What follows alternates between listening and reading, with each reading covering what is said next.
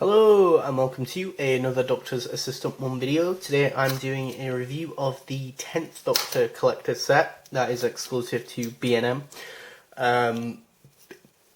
here in the UK, and this set retails for £21.99, and I'm here to find out if it's worth purchasing for you guys and girls, and yeah. What else is there to say? Oh, I can't remember if I've already said this, but it's the 4th, sorry, my apologies, of October 2022, and I'm, currently reviewing this set. I just previously reviewed the 8th Doctor one. I forgot to mention in that, the reason why I bring it up is because I forgot to mention that it would have been nice to have got I think I forgot to say this, I could be wrong, I haven't watched the video back yet, but I forgot to mention maybe potentially that it would have been nice if they'd have included a sonic screwdriver, and my opinion here is the same, really. Here it's slightly different, I suppose, because this Doctor is so widely popular that everyone and their grandma has a 10th Doctor figure somewhere. You know, whether it's in the attic or whether it's up your arse. You know, it's very, he's a very common action figure, but then again, it's because he's so popular. You know, because my previous comment in the previous video / review of this current wave of figures, unfortunately of these recordings I don't have the Dalek 2-packs, RIP, but I think the thing is, it's my previous comment in that video was, at least for new collectors, you're getting figures that are rare, you know, and therefore as well, it's a win-win if you're a new collector, if you're a sort of, you know, someone who's been collecting for 5 or 10 years, or, you know, since it started back in like 2007, 8. I want to say a character options license started. I think I could be wrong about that. Character options license in doing Doctor Who action figures, and then yeah. So whereas this is 3 versions / variants, if you will, of the same Doctor, who is, as I say, very popular. Therefore, has already had a variety of variants and repaints and variants and tweaked versions over the years, as is, you know. He basically, David Tennant, for lack of a better term, is basically the Tom Baker of my generation. If you are anywhere between the age of 20 and, let's say, I don't know, 38, Doctor Who to you is either either David Tennant or Matt Smith, or Eccleston, but yeah, maybe Eccleston or Tennant, but more than likely Tennant, probably. So yeah, enough delaying, I will showcase / I've not actually got, funnily enough, for me, this set is a pretty good win for me, because it's actually a case of a lot of my Tennants, or the ones that have survived over the years / not been so grimy and slimy, or the ones that I have are grimy and slimy. So for me, I didn't keep the action figures way back when, in where we used to live, previous living places, as well kept as I would do now. So in some cases, and so basically this first figure, as it were, just your blue suited Tennant in a long brown coat, is actually what the Doctor ordered, I suppose, no pun intended.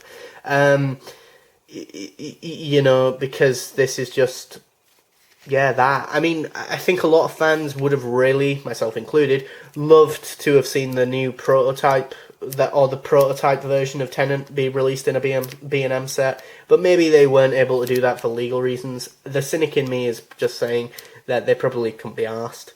But as I say, I think probably legal reasons. It's a prototype, so, you know, it's actually an early version of a figure, although weirdly enough it's a better version, because, for example, the ball joints would have moved out to the sides, you know, like how you can do that with the Night of the Doctor figure, if you've watched my previous review. Plug there. But, you know, you can move them out 90 degrees to the side, whereas you can't on this one because, again, it's based off that older articulation of the original sort of 2007, 2008 designed figure.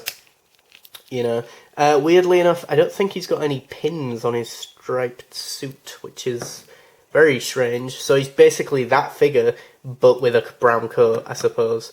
But yeah, no sonic screwdriver included. Again, as I was saying earlier, it's like,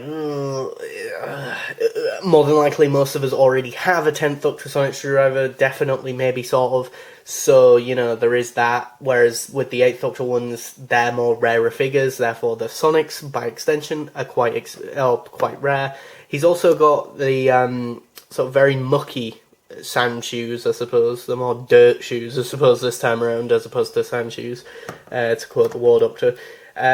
Misquote the War Doctor, I suppose. But whereas this is one of the only other Tenants that I have currently in my collection that's not so grimy and slimy, that I, fun fact, got for finishing my GCSEs way back when, as a present, for surviving that shit show of a thing. I got the Dalek, or the 10th Doctor and Dalek 2-pack, that ages me, I suppose, terribly, but yeah, he's got spikier hair here, he's got, like, that bit, and he's got glasses, so, and the stripes are, in fact, on his pin suit, as it were. So yeah, but then this one, I do genuinely think the head sculpt on this one is phenomenal. It does just genuinely look like David Tennant. They have hit the nail on the head when it comes to doing Mr. David Tennant, I reckon. I think him and, like, Tom in action figure form just look perfect. When it comes to the character option figures, I think they're the two they've nailed the most, but again, you could argue, I'm not saying this as a fan, I'm just saying this as a genuine person. I think they are the two, maybe not even popular, but most recognisable Doctors, or people who have played the Doctor. Your average Joe Bloggs knows David Tennant, or you say David Tennant, someone's going to go back to you, Doctor Who, and likewise with Tom Baker if you ask anyone in between the ages of 40 and 80, Middle one, this one's kind of cool because it's from, I think, the wedding of Sarah Jane Smith, of all things. So a little bit of a cool sort of sidestep, I suppose, for a Doctor action figure. Yeah, I mean, I like that episode from what I remember of watching it. It's been a while, but and it's cool that we've got this version, I suppose. Nothing majorly interesting to say, I suppose. The pocket's kind of weird. Really sculpted, and the articulation is limited. It is the basic articulation of a, again, 2007 figure. Again, would have been nice for some new articulation character. But again, the head sculpt is good. No Sonic. No Sonic.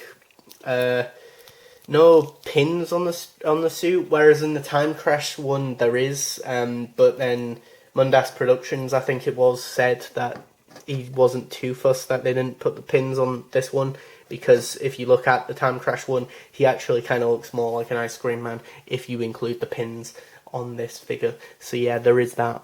Last but not least, here is the weirdest / oddity of the set.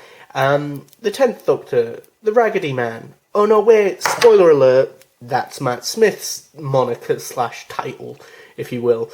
Yeah, this is a figure from the Titan Comics, which is great because, as you know, if you watch my reviews of other stuff on the channel, a lot of which is Titan Comic content, so I'm a big fan of the Titan Comics, but the point being that I didn't realise that they were getting so mainstream, clearly. I mean, I would be curious to want to know if the Big Finish stuff sold more, and if that's more mainstream than, and less niche than, say, the Titan Comics, or are the Titan Comics more mainstream? I would have thought logically that the Titan Comics would be more mainstream because they're based off, more the new series Doctors as opposed to classic Doctors, but then there are obviously probably more classic Who fans, but then also Big Finish itself is steering towards more modern stuff, and also, yeah, they've been around longer. They've been around for 20 years, or just over 20 years now, whereas Titan Comics have only been doing Doctor Who stuff since 2013, I think, 2014. So like 7-8 years, I think, which is a drop in the ocean compared to Big Finish. So yeah, weird. Very strange. So he's in basically the raggedy clothes. He's in his own costume, but it's the raggedy version. It's basically the shirt and tie and what's there, and on all of the other versions of Tennant. But as I say, just, you know, tie, blue shirt, all battered and scruffy, and yeah, and then the pin pants words, but. Yeah, weirdly enough, there are only a weird seam up his arse, which is very weird. Whereas with the Matt Smith one, it's like all the pins are there on his arse, and the tie is different. I don't know if this is more comic book accurate, but what is insane is that this version of the Doctor is literally on the cover of this said Titan comic issue, but then isn't even in it. Which is like, wait, so what? Why are we getting an action figure of him? It's so bizarre. Honestly, it'd have been cool to see a re-release of this guy. Maybe you could have called it the 10th/11th Doctor Raggedy Regeneration set. I don't fucking know, but point being, it's kind of bonkers that, yeah, we've got this. This is a thing. Why? But yeah, weakest of the three figures in my opinion. I think the one that I like the most is this one. Weirdly enough, that one, the brown coated one, the brown coat one is probably my favourite. Then that one, medium, sort of 50-50, and then yeah, if you couldn't tell, that one I think's kind of just bonkers. On camera, I don't know if you can see this, but this is a lot like baby bluer.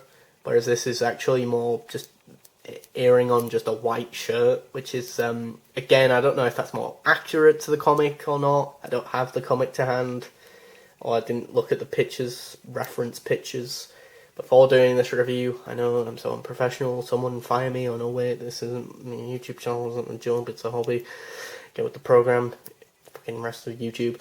But yeah, I'm just, yeah. I'm just very confused right now. I'm confused. Very, very confused. Hello. Yeah. I don't know what else to say.